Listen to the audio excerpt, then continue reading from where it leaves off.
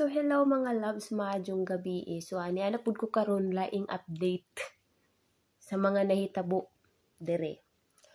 So daghan may nangutana kung gaunsa ko naunsa ko mga pagniaging adlaw kay lagi hilak. So karon akong istorya ug ako ang isalaysay tanan-tanang nahitabo anong gasigi kog hilak. Ako tarong ko nga pagkatao gipadako ko sa ang mga ginikanan nga kamo makontento sa gamay nga butang. Naay kahadlok sa Ginoo ug naay respeto. Maski pobre rami gipadako minilag tarong. So karon ang nahitabo sa tinuod nalabay gyud nako ang brooch sa basurahan. Sipyat ko. Mali ko. Accept na ho nga sala jud na kay nganong ang gilabay. Ako galantaw nga kadto di ay siya mahal og taas iyang rate. Unya karon 1 month na ang nilabay nga nalabay to naho mga loves. Isa na kabuan ang milabay. So gahapon pag niaging adlaw nagkuan mi sa mga butang sa tigulang kay lagi maestra. Dayon na ngabli siya sa mga kahon-kahon. Kina siya gipangita nga usapod ka alahas. Pero naara ang alahas nga gipangita. Dayon na ukab niya ang violet nga kahon. So na siya. Asang sulod ani? Tubag po ko dayon, yan ako nga, akong gilabay.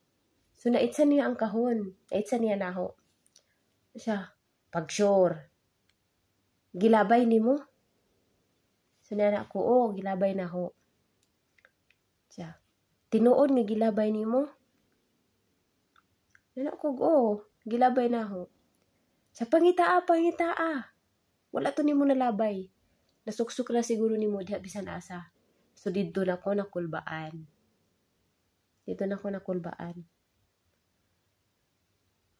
So, halungkat mi tanan sa tibok nila nga mga, sa tibok niyang kwarto. Wala gyud ikita. Gahilak na ko. Sige, ugyaw-yaw ang tigulang. Ako si hilak. Galagot ko sa akong kaugalingon tungod kay accept na ho, sala na ho, nganong nalabay na ko to. So, ana siya. Ang isa sa kasakitan jud naho no. Ang naalaan ta nga kawatan.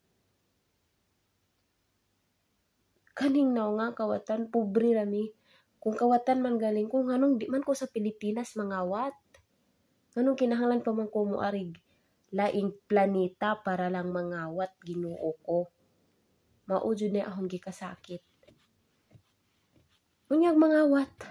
Diri pagyud. Kung kawatan man ko dito sa Pilipinas na ko nagibuhat. Grabe jud. Kanang ikaw ra usa mo fight. Ikaw ra usa mo comfort sa imong kaugalingon. Tungod kay layo imong pamilya. Wala kay maistorya personal. Mutawag ka sa imong pamilya, di pod makontak or walay load.